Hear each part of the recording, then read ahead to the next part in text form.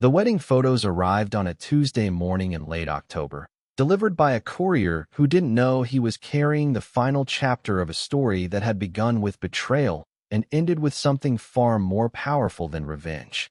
I signed for the package with hands that no longer trembled when I thought about what had been taken from me and what I had chosen to build in its place. Inside the envelope, our photographer had captured everything. The way Thomas looked at me during our first dance, the autumn light filtering through the chapel windows, the moment I realized I was no longer the woman who had stood in a hallway 18 months ago, watching her world crumble. But it was the last photo that made me smile.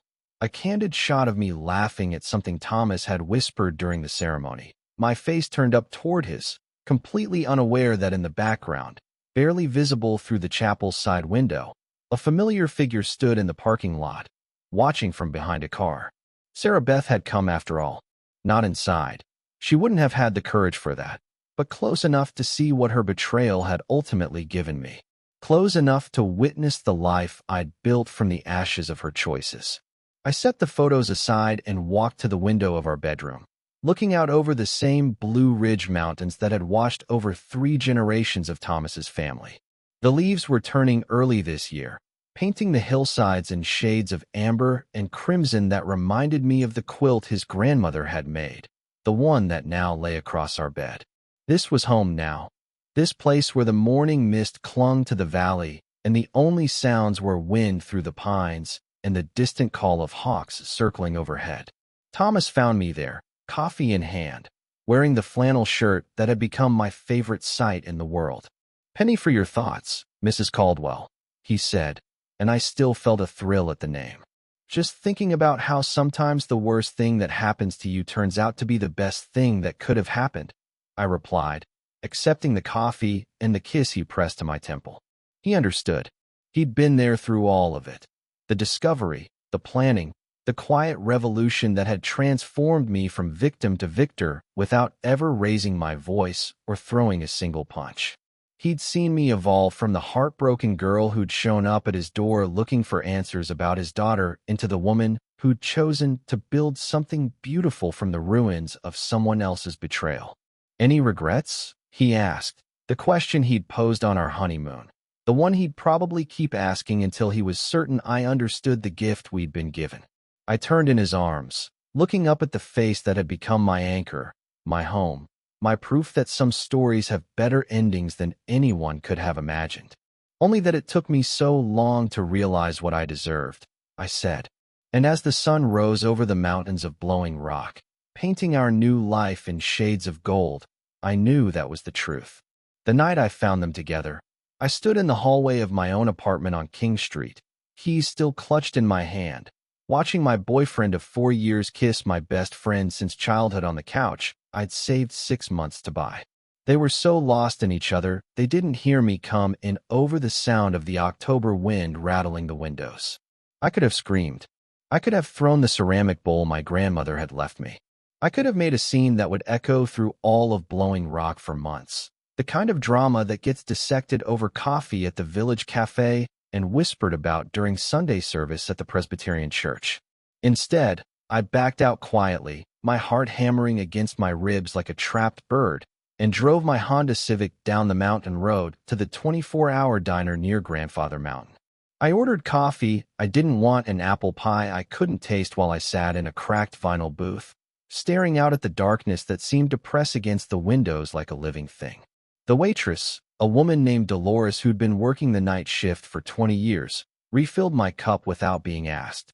She had the kind of eyes that had seen everything and judged nothing, and when she set down the coffee pot, she said quietly, "Honey, whatever happened tonight, sitting here all alone ain't gonna fix it." I looked up at her, this stranger who somehow understood that my world had just shifted off its axis, and felt tears I'd been holding back finally spill over. "I don't know what to do," I whispered. "That's all right," she said, sliding into the booth across from me. Sometimes not knowing is where the real story starts. She was right, though I wouldn't understand it for months. Sitting there in that diner, watching the fog roll across the mountains through the plate glass windows, I was still thinking like the old version of myself. The The Kate Williams who'd spent 4 years believing that Brooks Morrison was her future, who'd trusted Sarah Beth Henderson with every secret and dream since they were 13 years old, who'd built her entire adult life around the assumption that loyalty was a two-way street. I'd been wrong about all of it. Before that night, I was just Kate Williams, the girl who'd grown up in the shadow of Grandfather Mountain, who'd stayed close to home when most of her high school class scattered to Charlotte or Raleigh or points beyond. I was the one who'd taken over the marketing for my family's small craft brewery, who knew every hiking trail in the Blue Ridge and could identify birds by their call. I was the girl who brought homemade biscuits to the farmer's market and remembered everyone's anniversary and had never met a stray dog she couldn't charm. Brooks and I had been together since my junior year at App State. One of those relationships that seemed inevitable rather than passionate. He was studying business. I was getting my degree in communications, and we fit together like puzzle pieces that had been manufactured for each other. He was handsome in that clean-cut way that mothers approved of, reliable enough to help my father with brewery deliveries, charming enough to make my grandmother laugh at family dinners. Sarah Beth had been my constant companion since middle school, the kind of friend who knew which boy I'd kissed first and which teacher had made me cry in 7th grade. She was the one who'd helped me pick out my prom dress, who'd stayed up all night with me when my grandfather died, who'd been my maid of honor at my cousin's wedding and was supposed to be my maid of honor at my own someday. We had matching tattoos, tiny mountain silhouettes behind our ears that we'd gotten on her 21st birthday during a girls' weekend in Asheville. But sitting in that diner, watching the clock tick toward 2 in the morning, I began to understand that I'd been living in a story I'd never actually written. I'd been so busy being the good girl, the reliable friend, the supportive girlfriend, that I'd never stopped to ask whether the life I was building was actually the one I wanted. The next morning, I drove home and found Brooks in my kitchen, making coffee in the machine I'd bought him for his birthday. He was humming under his breath, completely at ease, and when he saw me, he smiled the same smile he'd been giving me for 4 years. "There you are," he said, as if I'd simply stepped out to get the mail. "I was wondering where you went." I studied his face, looking for guilt or awareness or any sign that he remembered what had happened the night before. But there was nothing. Either he was a better actor than I'd ever given him credit for, or he genuinely believed that what I'd witnessed didn't count as betrayal because I wasn't supposed to have seen it. "I went for a drive," I said, accepting the coffee he offered. "Needed to think." He nodded absently, already scrolling through his phone. "Sarah Beth stopped by last night. Said to tell you she's sorry she missed you." The casualness of it, the way he delivered the lie without even looking up from his screen, was what finally broke something loose inside me. Not anger, exactly, but something colder and more calculating. For the first time in my life, I understood why people talked about revenge being a dish best served cold. "That's nice," I said, taking a sip of coffee and tasting nothing. I should call her later. Over the next 2 weeks, I watched them. Really watched them, with the kind of attention I'd never paid before.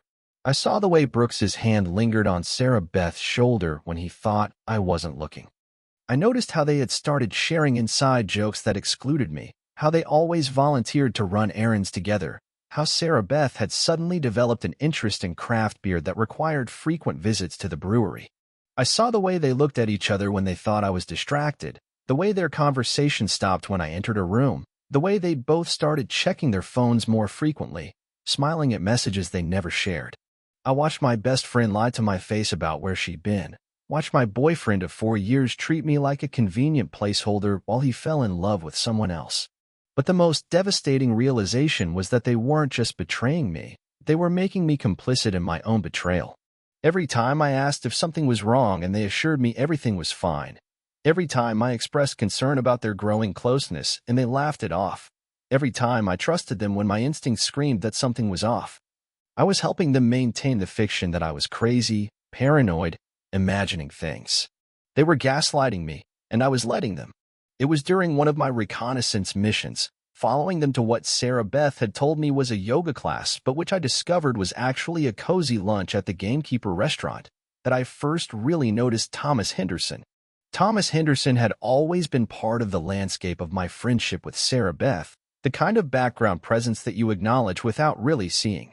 He was the divorced father who'd raised Sarah Beth largely on his own after her mother moved to Florida when Sarah Beth was 12. He was the man who'd picked us up from parties when we were too young to drive, who'd helped me change a flat tire outside the high school, who'd quietly paid for Sarah Beth's college tuition when the scholarship money fell short.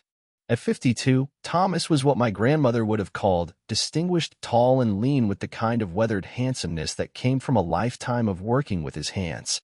He owned a small construction company that specialized in custom homes, the kind of detailed craftsmanship that wealthy retirees from Florida wanted when they built their mountain retreats. His hair had gone silver at the temples, and he had the kind of deep-set blue eyes that seemed to see more than they revealed. I'd always known him as Mr. Henderson, the polite father who asked about my classes and remembered my birthday, who'd helped my father install new taps at the brewery, and who'd built the deck behind my parents' house. But I'd never really seen him as anything other than Sarah Beth's dad, a nice man who existed on the periphery of my actual life. That changed the afternoon I knocked on his door, ostensibly to return a book Sarah Beth had lent me, but really to see if I could figure out whether he knew what his daughter was doing.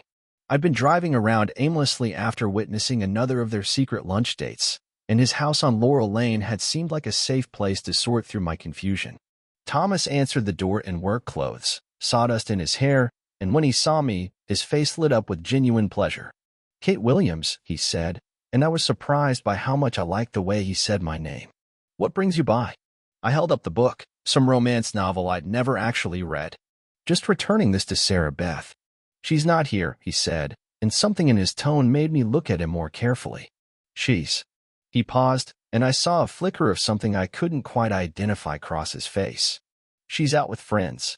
The way he said it, with just enough hesitation to suggest he wasn't entirely sure that was the truth, made my heart skip. He knew something. Maybe not everything, but he sensed that something was off with his daughter's story. "Would you like to come in?" he asked. I was just making some sweet tea. I should have said no. Should have left the book and driven home to continue my careful documentation of my best friend's betrayal. But there was something about the way he looked at me, really looked at me, like I was worth paying attention to, that made me nod. His house was exactly what I would have expected. Comfortable furniture that looked like it was built to last, photographs of Sarah Beth at various stages of her life, books stacked on every available surface. But it was also clearly the home of a man who lived alone, who took care of himself without fuss or drama. The kitchen was spotless, the coffee maker was the good kind, and there were fresh flowers in a simple mason jar on the counter. "You grew those yourself?" I asked, nodding toward the flowers. He smiled, and I noticed he had the kind of laugh lines that suggested he actually used them. "Sarah Beth thinks I'm crazy, but I like having something pretty to look at." We sat on his back porch, drinking sweet tea and watching the afternoon light filter through the oak trees he'd planted when Sarah Beth was little. The conversation was easy in a way that surprised me. We talked about books, about the changes coming to Blowing Rock, about the challenges of running a small business in a tourist town. He asked about the brewery, about my plans for expanding the marketing, about my ideas for attracting younger customers without alienating the locals who'd been drinking my grandfather's beer for 30 years. "You know," he said, after I'd explained my strategy for partnering with local restaurants, "I've always admired how you stayed close to home. A lot of young people your age can't wait to get out of here." I thought about it, I admitted. But there's something about these mountains. They get into your blood. He nodded slowly. Sarah Beth never felt that way. She's always been looking for the next thing, the next adventure. Sometimes I worry she'll never be satisfied with what she has. There was something in his voice, a kind of resigned sadness that made me wonder if he'd begun to suspect that his daughter's restlessness extended beyond geography. I wanted to ask him what he knew, wanted to confess what I'd discovered, but something held me back. Maybe it was loyalty to Sarah Beth, or maybe it was the growing realization that I was enjoying Thomas's company more than I'd enjoyed anyone's in months. "Can I ask you something?" I said instead. "Sure. Do you think people can change? Really change, I mean, not just superficially?" He was quiet for a long moment, studying my face with those careful blue eyes. "I think people reveal who they really are, given enough time and the right circumstances. But change?" He shrugged. I think that's rarer than people want to believe. It wasn't the answer I'd been hoping for, but it was the truth I'd been avoiding. Sarah Beth and Brooks weren't suddenly becoming different people. They were showing me who they'd always been underneath the surface I'd chosen to see. I stayed longer than I'd planned, helping him weed his garden and listening to him talk about the houses he was building, the satisfaction he found in creating something that would outlast him. When I finally left, he walked me to my car, and as I was getting in, he said, "Kate, I hope you know that you deserve better than people who don't appreciate what they have." I looked up at him, startled by the directness of the comment. "What makes you say that?" "Just a feeling," he said, but his eyes were serious. "You're the kind of person who gives everything you have to the people you love. Make sure they're worth it." Driving home, I couldn't shake the feeling that Thomas Henderson had just given me permission to stop settling for less than I deserved. More than that, he'd seen something in me that I'd forgotten existed, worth that wasn't dependent on how useful I was to other people. That night, I lay in bed thinking not about Brooks and Sarah Beth, but about the way Thomas had looked at me when I'd laughed at something he'd said, the way he'd listened to my ideas about the brewery like they mattered, the way he'd made me feel like I was someone worth paying attention to. For the first time in weeks, I fell asleep without that sick feeling in my stomach. I started finding reasons to visit Thomas. Small things, at first, returning a casserole dish my mother had asked me to drop off, asking for his opinion on some brewery renovations, offering to help with his garden. Each time, I told myself it was innocent, that I was just being neighborly, that I needed a friend who wasn't actively betraying me. But the truth was more complicated. Thomas Henderson was becoming the bright spot in days that had grown increasingly dark, and I was drawn to him like a moth to flame. He seemed surprised but pleased by my frequent visits. We'd sit on his porch in the evenings, drinking beer from my family's brewery and talking about everything except the two people who were systematically lying to us both. He told me about his divorce, about the challenge of raising a teenage daughter alone, about the satisfaction he found in building things that would last. I told him about my dreams for the brewery, about my plans to develop a line of seasonal beers that would showcase local ingredients, about my growing certainty that I'd been sleepwalking through my own life. "You light up when you talk about the brewery," he observed one evening, watching me gesture enthusiastically as I described my ideas for a taproom expansion. "It's like you become a different person." "Different how?" "More yourself," he said simply. "More like the woman I remember from when you were younger, before you started trying to be what everyone else wanted you to be." The comment hit me like a physical blow, not because it was cruel, but because it was true. I had been performing the role of the good girlfriend, the loyal best friend, the dutiful daughter for so long that I'd forgotten what it felt like to just be Kate Williams, without qualifiers or expectations. "Is that obvious?" I asked. "To someone who's been watching you for a while," he said, and there was something in his tone that made me look at him more carefully. "How long have you been watching me?" He smiled, but it was tinged with something that looked like sadness. "Longer than I probably should have. You were always Sarah Beth's friend, and then you were Brooks's girlfriend, and I was just the father in the background. But I noticed you, Kate. I noticed how kind you were to everyone, how hard you worked, how you never seemed to ask for anything in return. And I noticed how they took that kindness for granted." We sat in comfortable silence, watching the sun set behind the mountains. The air was getting cooler as October deepened, and I could smell wood smoke from someone's fireplace mixing with the scent of the last roses blooming in Thomas's garden. "Can I tell you something?" I said finally. "Anything. I know about Sarah Beth and Brooks."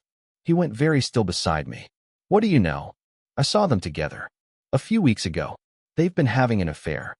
Thomas was quiet for so long I wondered if I'd made a mistake in telling him.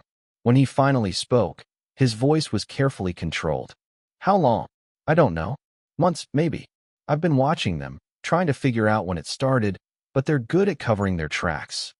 "I'm sorry," he said, and I could hear the genuine pain in his voice. "I suspected something, but I hoped I was wrong." "You knew?" "I knew she was lying about where she was going, who she was with. I knew she was sneaking around, being secretive about her phone calls. But I didn't want to believe." He trailed off, running his hands through his hair. "She's my daughter. I wanted to believe she was better than that. I reached over and took his hand, surprising myself with the gesture. His fingers were calloused from years of construction work, warm and strong, and when he squeezed my hand in return, I felt something shift between us. "I'm sorry," I said. "I know this isn't easy to hear." "It's not your fault," he said. "It's theirs. And I'm sorry they've put you through this. I haven't decided what to do about it yet." He turned to look at me, and in the fading light, his eyes were almost navy blue. "What do you want to do?" "I want to stop feeling like I'm going crazy.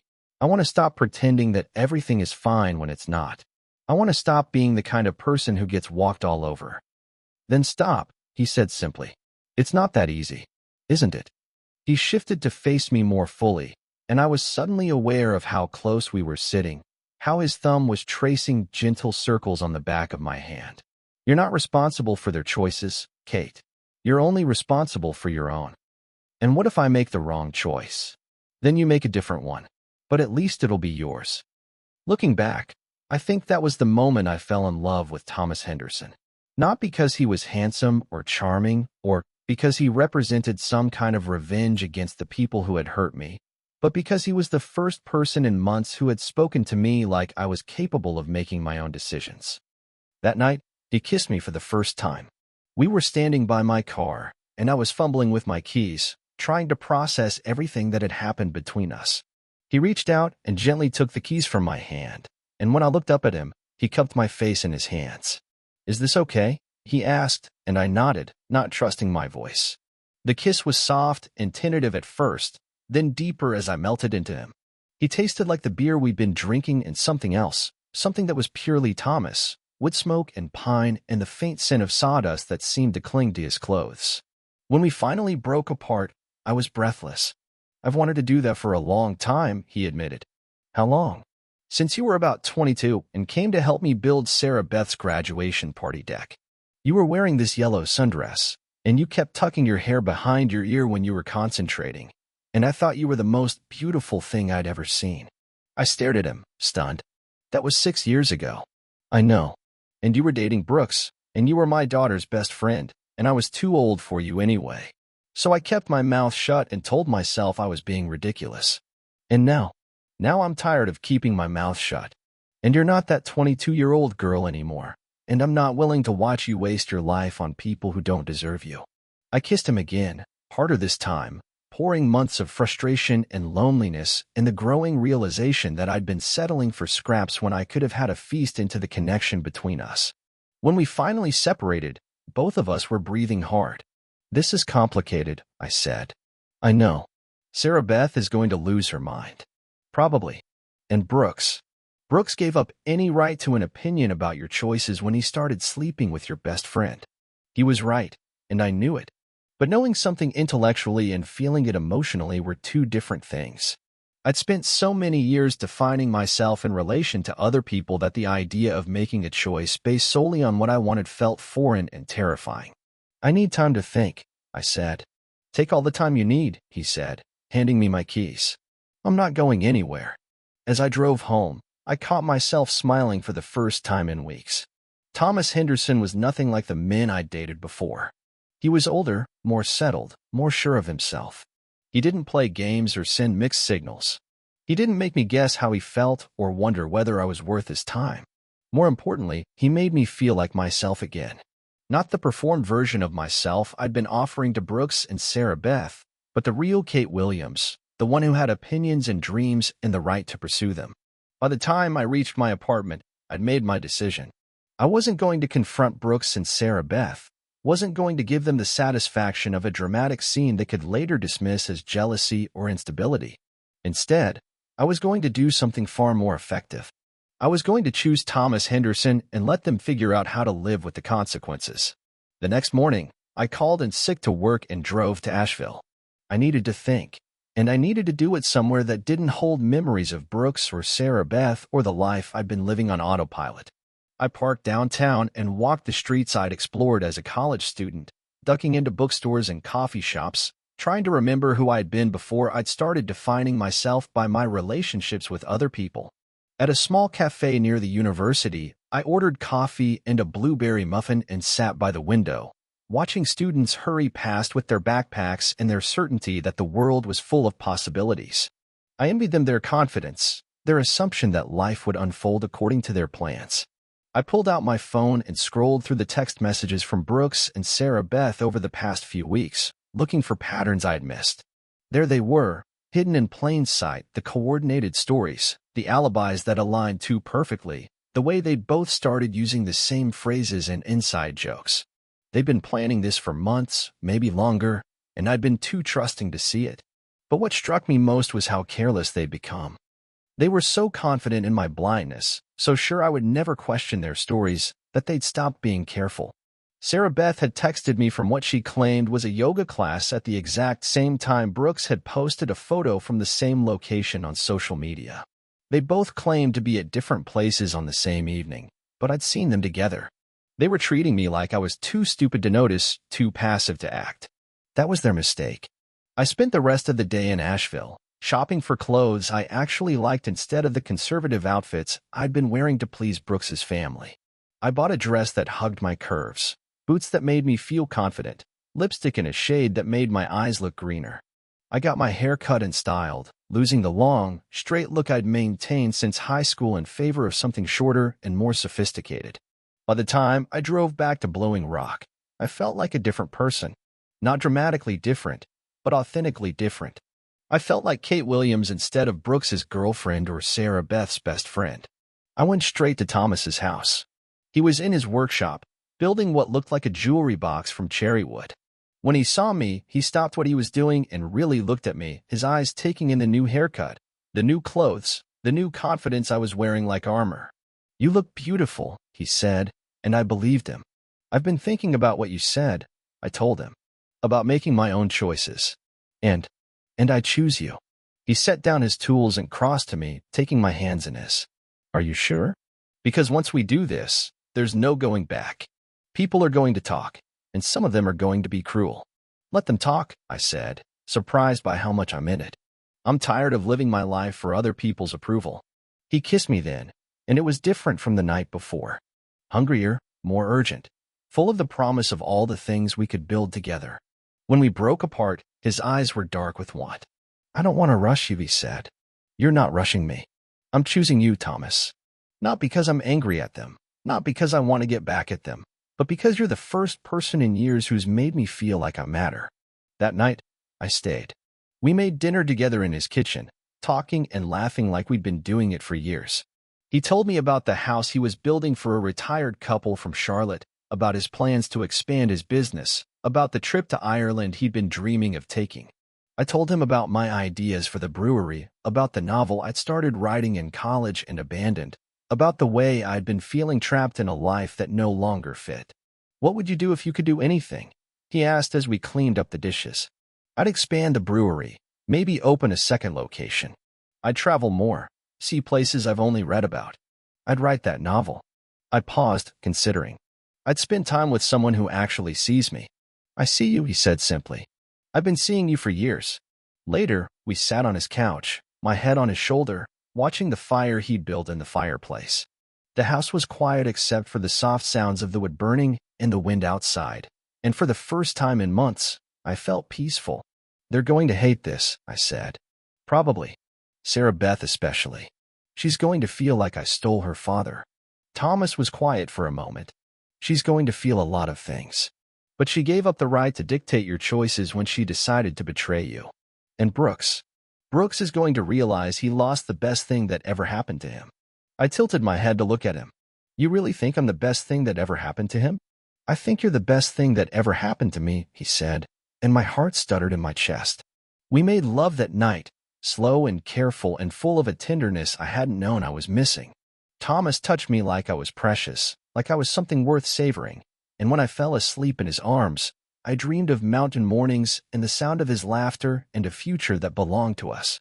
The next morning, I woke up to the smell of coffee and bacon and the sight of Thomas making breakfast in his kitchen, wearing jeans and a flannel shirt that made him look like every fantasy I'd never allowed myself to have.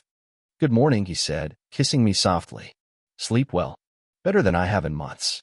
Over breakfast, we talked about the practical things, when I would tell Brooks and Sarah Beth, how we would handle the inevitable drama, what we wanted our relationship to look like going forward.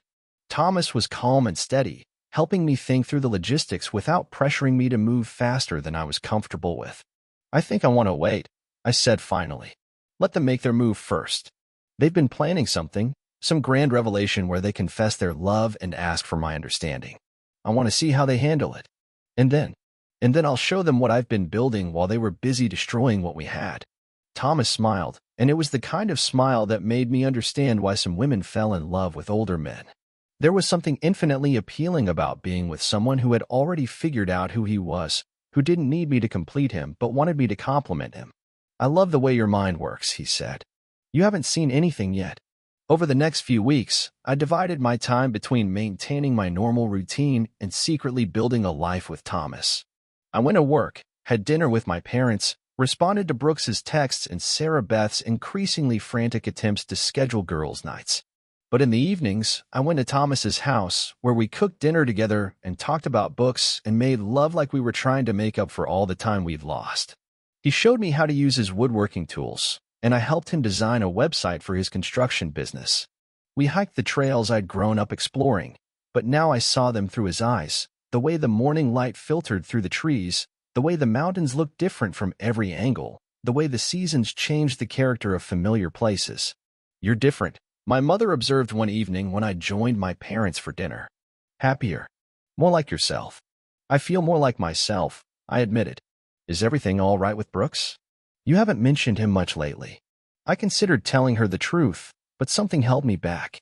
Maybe it was the desire to protect Thomas until I was sure where things were going. Or maybe it was the knowledge that once I spoke the words out loud, there would be no taking them back. "We're figuring things out," I said instead, which wasn't entirely a lie. 2 weeks later, Brooks and Sarah Beth finally made their move. They asked me to meet them at the Gamekeeper restaurant on a Thursday evening, claiming they had something important to discuss. I knew what was coming, had been preparing for it for weeks, but I still felt my stomach clench as I drove up the mountain road to meet them. I'd chosen my outfit carefully, the new dress I'd bought in Asheville, the boots that made me feel confident, the lipstick that Thomas had said made my eyes look like emeralds. I wanted to look good for what was coming, wanted them to see that I was thriving, not just surviving. They were already seated when I arrived, sitting across from each other at a corner table, their hands clasped on the surface between them. Sarah Beth looked nervous, her usually perfect hair slightly mussed, her makeup a little too careful. Brooks looked like he was preparing for a business presentation, his jaw set with determination. "Kate," Sarah Beth said, standing to hug me. "Thank you for coming." I hugged her back, surprised by how little I felt. No anger, no sadness, just a kind of detached curiosity about how they would choose to tell their story. "Of course," I said, taking the seat across from them. "You said it was important." They exchanged a look, one of those loaded glances that had become so familiar over the past few months. Brooks cleared his throat. "Kate, we need to talk to you about something," he began. "This is really hard, and we want you to know that we never meant for this to happen." I nodded, saying nothing. "The thing is," Sarah Beth jumped in, "sometimes life just changes. Sometimes feelings develop that you don't expect, and you have to decide whether to ignore them or be honest about them." "What are you trying to tell me?" I asked, though I already knew. Brooks leaned forward, his voice steady but tinged with nervousness. "Sarah Beth and we've fallen in love." The words hung in the air, heavy as the fog that rolled through the mountains in the early mornings. I looked from Brooks to Sarah Beth, their faces a mix of defiance and apprehension, as if they expected me to erupt in tears or rage. But I'd spent weeks preparing for this moment, and the calm that settled over me was as steady as the granite peaks outside. "I see," I said, my voice even, almost conversational. I leaned back in my chair, crossing my arms, letting the silence stretch until they squirmed. "How long?" Sarah Beth's eyes widened, and she glanced at Brooks, who hesitated before answering. "A few months," he said, his voice softer now, less certain. "It wasn't planned, Kate. It just happened." "It just happened," I repeated, letting the words linger like an echo. "That's interesting. Because from where I'm sitting, it looks like it took a lot of planning. Secret lunches at the Gamekeeper, coordinated lies about yoga classes and errands, sneaking around behind my back. That doesn't just happen, Brooks." Their faces paled, and I saw Sarah Beth's fingers tighten around Brooks's hand. Kate, we didn't mean to hurt you, she said, her voice trembling. We were going to tell you sooner, but we didn't know how. We didn't want to lose you. I laughed, a sharp, humorless sound that made them flinch. Lose me?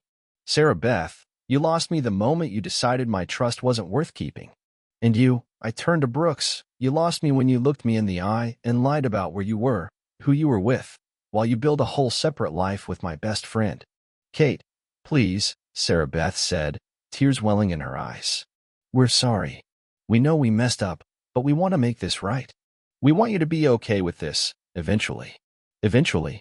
I raised an eyebrow, letting the word hang between us. You think I'm going to sit here and give you my blessing? You think I'm going to smile and say, oh, sure, go be happy together. No hard feelings?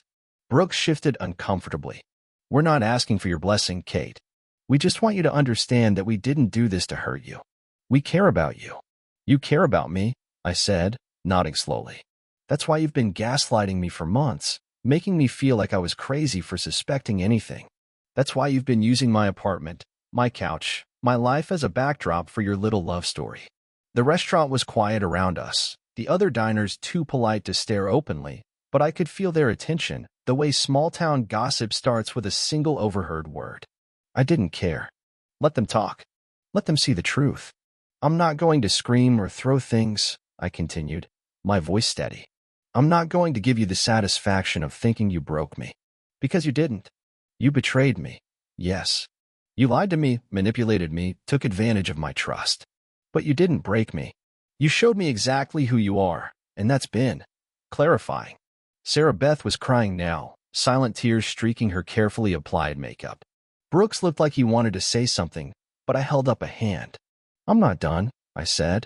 You've had months to rehearse this little speech, to figure out how to make yourselves feel better about what you've done. So let me tell you what I've been doing while you were busy sneaking around. I leaned forward, my eyes locking with theirs. I've been building something new, a life that doesn't depend on your approval or your presence. I've been spending time with someone who sees me for who I am, who doesn't need to lie to me to feel good about himself. And I've been remembering who I am, too, not the person you wanted me to be, but the person I actually am. Brooks frowned, confusion flickering across his face. What are you talking about? Are you seeing someone else? I smiled, a real smile this time, full of the confidence I'd found in Thomas's kitchen, in his garden, in the quiet moments we'd stolen together. I'm not just seeing someone else, Brooks. I'm building a future with someone who values me. Someone who doesn't take me for granted. And the best part? I don't need to hide it from anyone, because I'm not ashamed of who I've chosen. Sarah Beth's tears stopped abruptly, replaced by a look of dawning realization. Who? She asked, her voice barely a whisper. I held her gaze, letting the moment stretch, savoring the weight of it. Your father. The silence that followed was deafening. Sarah Beth's mouth opened, then closed, like a fish gasping for air. Brooks's face turned red, then pale, his hands clenching into fists on the table. My father, Sarah Beth finally managed, her voice rising. You're dating my dad? I'm in love with your dad. I corrected, my voice calm but firm. And he's in love with me. We're not sneaking around. We're not lying to anyone. We're building something real, something honest. Something you wouldn't understand. Brooks found his voice, his tone sharp with disbelief. Thomas? He's twice your age, Kate. This is crazy. Is it? I tilted my head, studying him. Crazier than you sleeping with my best friend for months while I was planning a future with you? Crazier than Sarah Beth lying to my face while she used our friendship as a cover? Thomas is honest, Brooks. He's kind. He sees me, and he's never made me feel like I'm not enough. Sarah Beth was shaking her head, her face a mix of anger and betrayal. You can't do this. He's my father, Kate. You're doing this to hurt me. No, I said, my voice softening but not wavering. I'm doing this because it's what I want. Because it's what makes me happy. You don't get to dictate my choices anymore, Sarah Beth. You gave up that right when you chose to betray me. I stood, smoothing my dress, feeling the weight of every decision I'd made over the past few months settle into place like stones in a well-built wall. I hope you two are happy together, I said, looking between them. I really do. But don't expect me to be part of it. Don't expect me to forgive you just to make you feel better about what you've done. I'm moving on, and I'm doing it on my terms. I turned and walked out of the restaurant, my head high, my steps steady. Behind me, I heard Sarah Beth's voice, high and frantic, calling my name, but I didn't look back. The mountain air was crisp against my skin, the stars bright above the dark silhouette of Grandfather Mountain. I drove straight to Thomas's house, where the lights were on, and the smell of cedar and sawdust greeted me as I walked through the door. He was waiting for me in the kitchen, a glass of wine in hand, his flannel shirt rolled up to his elbows. "How'd it go?" he asked, his eyes searching mine. "They told me they're in love," I said, taking the wine he offered. "I told them I'm in love with you." He smiled, that slow, warm smile that made my heart feel like it was expanding. "And how do you feel?" "Free," I said, and I meant it. He pulled me into his arms, and I let myself sink into him, into the certainty of what we were building together. The mountains outside his window stood as silent witnesses, unchanging and eternal, and I knew that whatever came next, I was ready. 6 months later, Thomas and I were married in the small chapel on the edge of Blowing Rock, the one with the stained glass windows that caught the autumn light like a promise. The ceremony was simple, just our families and a few close friends, the kind of people who didn't need explanations or apologies for the life we'd chosen. My parents were there, beaming with a pride that made my throat tight. My mother had pulled me aside before the ceremony, her eyes soft with understanding. "You're glowing, Kate," she'd said. "This is what love looks like." Dolores from the diner was there too, sitting in the back row, her smile as warm as the coffee she'd poured me that night when my world fell apart. She'd winked at me as I walked down the aisle, a silent acknowledgement of how far I'd come. Brooks and Sarah Beth didn't come, of course. I hadn't expected them to, though I'd sent them an invitation, more as a formality than an expectation. But the photographer's final shot, the one that captured Sarah Beth watching from the parking lot, told me everything I needed to know. She'd seen what she'd lost, not just her father's approval, but the life she could have had if she'd chosen honesty over deception. The reception was held at the brewery, under strings of lights my father had hung himself. We danced to bluegrass music, drank the seasonal ale I'd developed with local blackberries, and laughed until the stars came out. Thomas's hand never left mine, his thumb tracing gentle circles on my palm, a quiet reminder that we were in this together. As the night wound down, we slipped away to the edge of the property, where the mountains loomed dark and comforting against the sky. Thomas wrapped his arms around me, his flannel warm against my bare shoulders. "Any regrets?" he asked, his voice low and familiar. I turned to him, my husband, my partner, my home. "Not a single one," I said.